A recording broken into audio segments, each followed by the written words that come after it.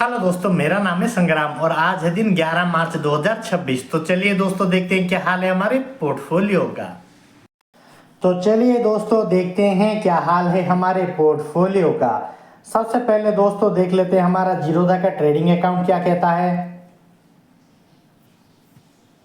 और आज दोस्तों हमारा निफ्टी बैंक 90 टू 100 पॉइंट के करीब गिरा हुआ है। निफ्टी 50 हमारा 35 टू 40 पॉइंट के करीब बढ़ा हुआ है दोस्तों। विनप्लास्ट हमारा % के करीब बढ़ा हुआ है दोस्तों। एलटी फूड्स हमारा 1 से 2% के करीब बढ़ा हुआ है। और पीरामल फाइनेंस हमारा 1 से 1.5% के करीब गिरा हुआ है दोस्तों। यूपीएल हमारा 1% के करीब बढ़ा हुआ है। टाटा स्टील हमारा 1 से 2% के करीब बढ़ा हुआ है। वेदांत हमारा 1 से 2% के करीब बढ़ा हुआ है। जनरल इंश्योरेंस हमारा 1% के करीब बढ़ा हुआ है।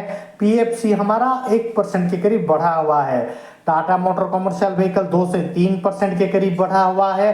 टाटा मोटर पैसेंजर व्हीकल हमारा 0.5% के करीब बढ़ा हुआ है दोस्तों। तो चलिए दोस्तों देख लेते हैं क्या प्रॉफिट बुकिंग करने के लिए कुछ है हमारे पास। और यहाँ पर दोस्तों देखा जाए तो हमारा टोटल पोर्टफोलियो ग्रीन हो गया है। 0.5% के करीब बढ़ा हुआ है जो कि हमारा 1300 से 1500 के बीच में है। पीएफसी हमारा 1 से 1.5% के करीब बढ़ा हुआ है जो कि हमारा 1500 से 2000 के बीच में है। और यहाँ पर हमारा रेक लिमिटेड 0.5% से 1% के करीब गिरा हुआ है दोस्तों, जो कि 600 से 700 के बीच में है। तो हाल फिलहाल के लिए इसे हमें ग्रो होने के लिए छोड़ना पड़ेगा दोस्तों। जब ये 20% के करीब हमारा बढ़ जाए तब हम इसमें आराम से प्रॉफिट बुकिंग कर लेंगे दोस्तों। ये हमारा स्विंग ट्रेड्स के लिए हमने ले रखा है, लेकिन जब तक ये 20% के करीब ना जाए तब तक हम इसे बुक नहीं करेंगे दोस्तों। तो चलिए दोस्तों देख लेते हैं हमारा अगला वाला पोर्टफोलियो क्या कहता है।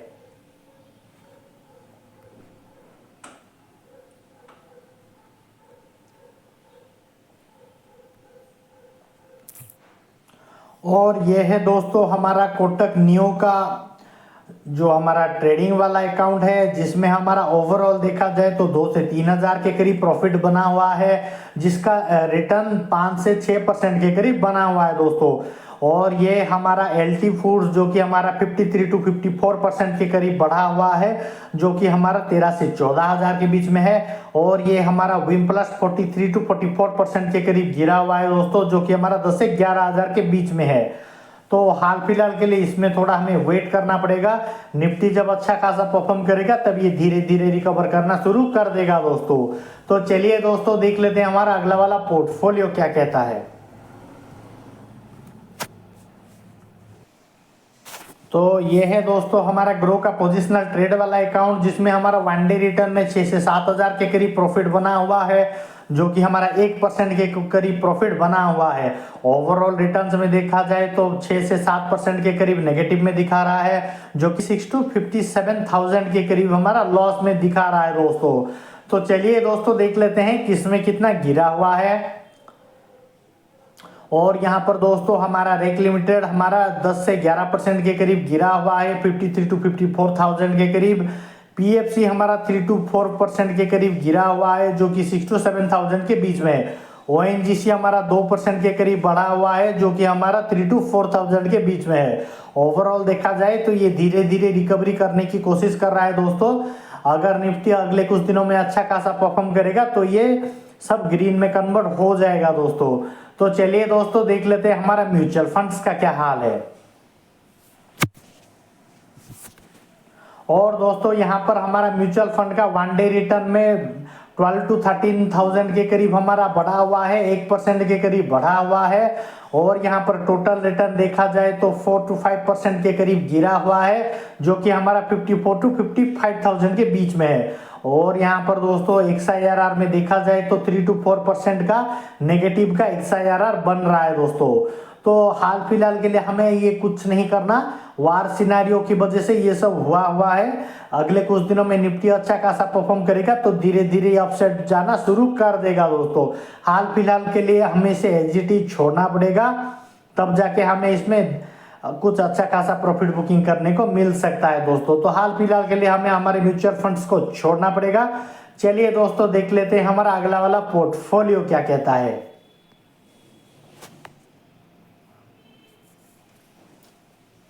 अगर आप लोगों को भी स्टॉक मार्केट के रिगार्डिंग कोई क्वेरी या फिर जानकारी की जरूरत पड़े तो मुझे कमेंट में जरूर बताइए दोस्तों, ताकि मैं आप सबकी कोई मदद कर सकूं। तो यह है दोस्तों हमारा क्रिप्टो करेंसीज का पोर्टफोलियो जो 58% के करीब गिरा हुआ है दोस्तों। ये बहुत बुरी तरीके से गिरा हुआ है दोस्तों, लेकिन आज के दिनों में 0.04 का ये हमारा आज के दिनों में बढ़ा हुआ है दोस्तों। ओवरऑल ये भी स्टॉक मार्केट की तरह ये भी बहुत बुरी तरीके से गिरा हुआ है।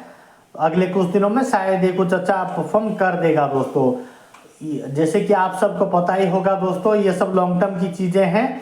जब तक हम इसमें ज्यादा टाइम तक होल्ड ना करें तब तक ये अच्छा खासा परफॉर्म नहीं करेगा दोस्तों। तो चलिए दोस्तों देख लेते हैं हमारा एंजल वन का इन्वेस्टिंग अकाउंट क्या कहता है।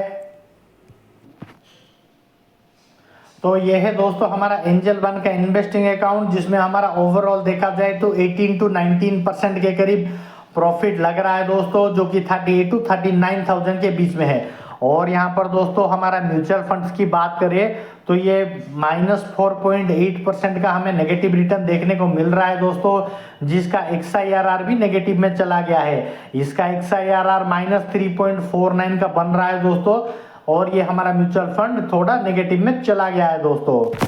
तो चलिए दोस्तों देख लेते हैं हमारा इक्विटीज का क्या हाल है। और ये दोस्तों हमारा इक्विटी जो 20 to 21% के करीब बढ़ा हुआ है, 38 to 39,000 के करीब ओवरऑल प्रॉफिट्स में बना हुआ है। तो चलिए दोस्तों एनालाइज में देख लेते हैं किसमें कितना बढ़ा हुआ है।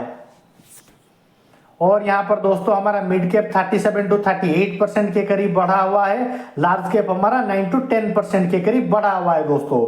तो चलिए दोस्तों सेक्टर वाइज देख लेते हैं परफॉर्मेंस। फाइनेंस और हाउसिंग में दोस्तों हमारा 90 to 91% के करीब बढ़ा हुआ है। ऑटोमोबाइल ट्रक्स में हमारा 87 to 88% के करीब बढ़ा हुआ है। स्टील और आयरन में देखा जाए तो 25 to 26% के करीब बढ़ा हुआ है। ऑटोमोबाइल और पैसेंजर कार में 36 to 37% के करीब नेगेटिव में लॉस में दिखा रहा है दोस्तों। पेस्टिसाइड और एग्रोकेमिकल में हमारा 17 to 18% के करीब बढ़ा हुआ है। ऑदर्स में हमारा 7 to 8% के करीब बढ़ा हुआ है। ऑदर्स में देखा जाए तो हमारा NBFC नॉन और फाइनेंस में 1 to 2% के करीब लॉस में दिखा रहा है। मेटल और नॉन फ्यूरोस में देखा जाए तो 46 to 47% के करीब बढ़ा हुआ है दोस्तों। तो चलिए दोस्तों देख लेते हैं इंडिविजुअल स्टॉक्स में किसमें कितना बढ़ा हुआ है।